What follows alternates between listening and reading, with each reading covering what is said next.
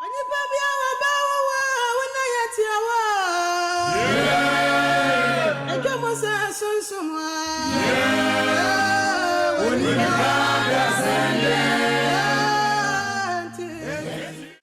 for hweme ye fam evangelist ni tachi enanso won nchen a me di dwumadi a yato din warning time kokobo emre e de bre wiase ni emadwemma ni nyamsomfo a omo kai se omo ya hoho ne amanfrafo imomu siesie omo ho amadache nkwaje ewrade nhira so anya bra wo hweme ene so me ne obedi nkomo kakra afa onyame asemu ne de aye kokobo ama wiase mene wo hia bere bi atwam na mene wo di nkobo bi fa sa ede na nhunu ho ena nso me busa wo asem kro na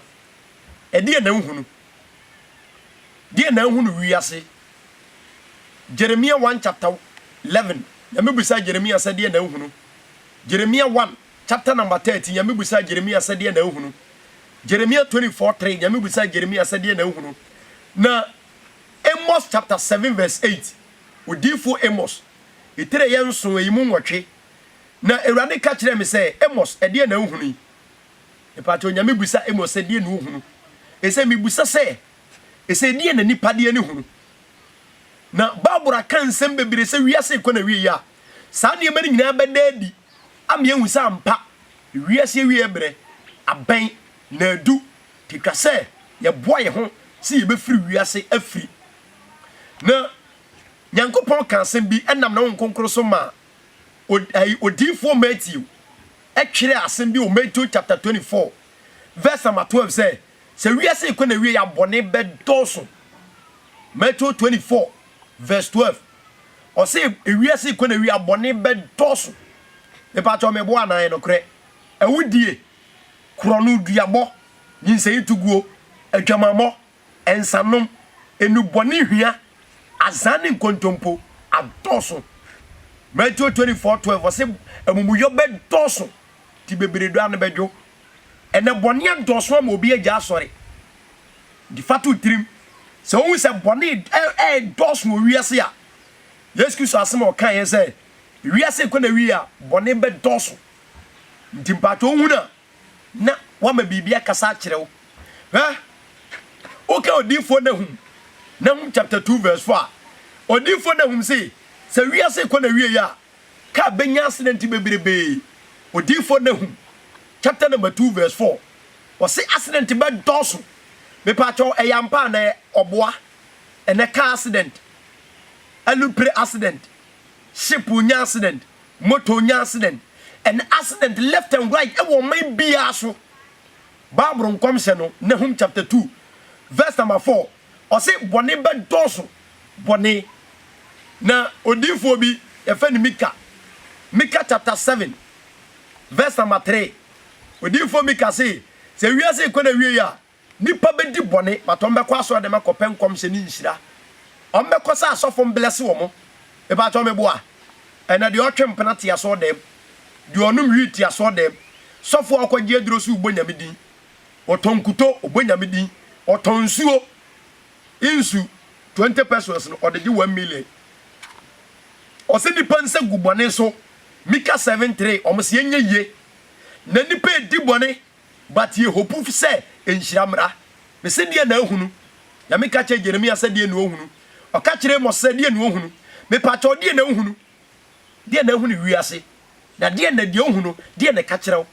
die si wiase nyina gina ho ma bibi o na ebie na wunim enu nti ne ye ka kirew Bible ka sa mi se wiase ko na wie ya adwomamo bedoso na nipa mu adwomamo se bibi odifo sefa ai Jeremia chapter 3 verse number 9 odifo Jeremia 3:9 o say na adwomamo wa mu no hwinti wagu asase ne ho fi na adwomamo wa mu no hwinti wagu asase ne ho fi Bible se wiase ko na wie ya adwomamo nya bibi enen kran ketenkete 18 years 12 years, 13 years, 14 years, 16 years, you gumpena chenso. Papa for manyini, pato chempena. We nyire kire de nyame aka o. Ni wudi nkomo kakra, me bo kokko. Sa wote bone mu a ene ye odom biro. Na owuo betimi afra wo ne. Owuo betimi afra me ne. Na de me kan se ne wodi wani ho wiase egina ho ma bibi die na hunu na die na ba wutrim Jeremiah chapter number 5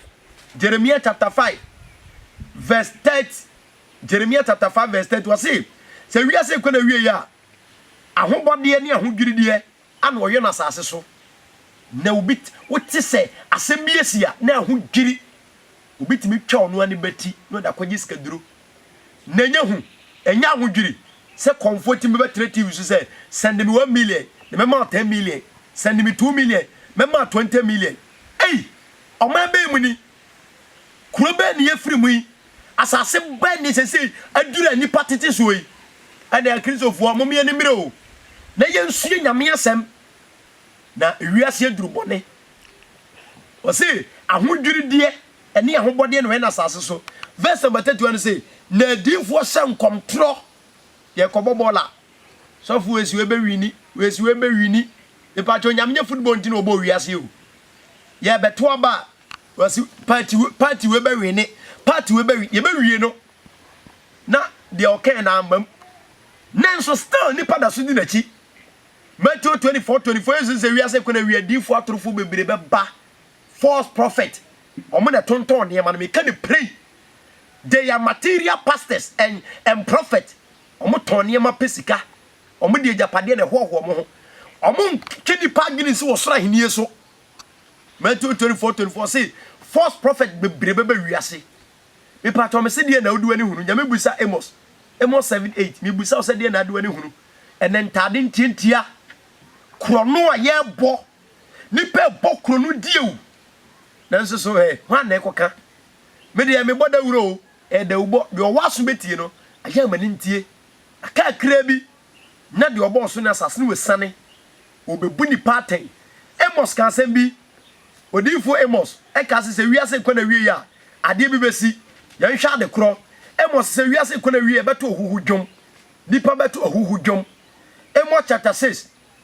verse number 5 so to ohuhu dwom e di sankua no no abon trim se sankua ise David die ene tie nyuma marante ebo ene obi bo dwuma gese wa woro no ho awo boneket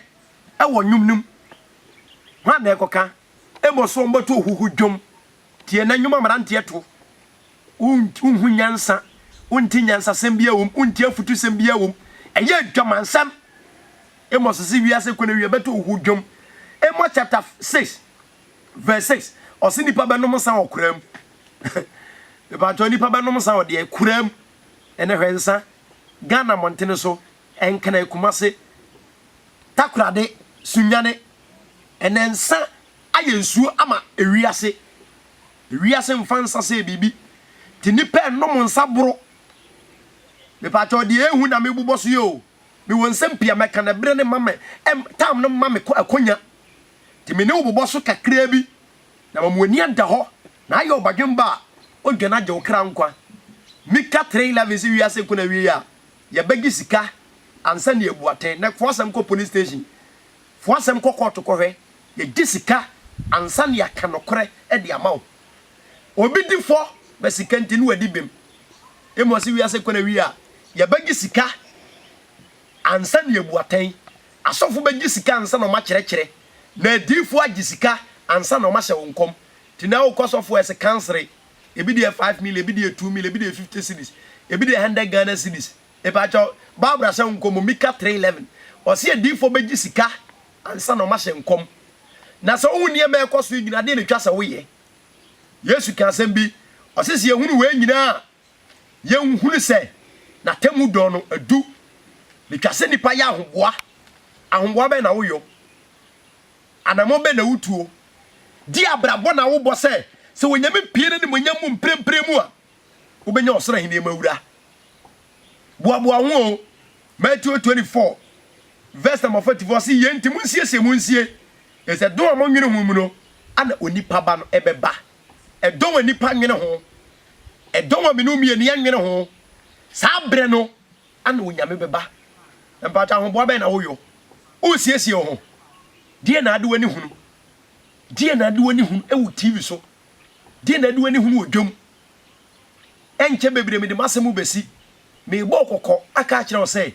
die wodi wani hu wiase bia no ka bibi fa onyankopon na wieye emera wasesa to wo se odi bebu nipa aten ye nti na made bre nmaba wo nchen se woni mra ho so na wiase wei ko na wieye Matthew 14 verse 29 o say na afi maka we ya kire mo dada na senya ba magye di de ekoso wiase nyire nyame atwere bribe bedoso nipa bebo adwaman nipa benom nsa nipa beto ohu dwom awudie bedoso bone bedoso adifo atorofo bedoso entale bone ka benya asem bebiriba ma bo so akire wi Yesu so hunhuna o ka kire ye na ye huna ya gye di wenti no sempaka ni Yohane tachi magye bra me ye video yi e de amada sa bom kokose me ka kire mo dada Matthew 14:29 afi me ka kire mo dada na senya ba magye di onyame anum asemntwantro enu ntimpa atwa mo nimra ho so na de ekoso owiase atore nkyema wudie krono nipa ebo awudie ene nsem ekeka ho a wudi wani hu na wote bi no e kire se awiye eba wenti na maye we e de ama asahwe na ahwe twere nsem num na hunu se ebere na ben ehu amfa bone nche na ma de atwa ho ahia de wo hwe no umfamu nyansa bi adom no soma wo efem evangelist ni tachi ye besa hia e wo ba bi mbusa say what do you see Yesu nhira wo adom nti amen.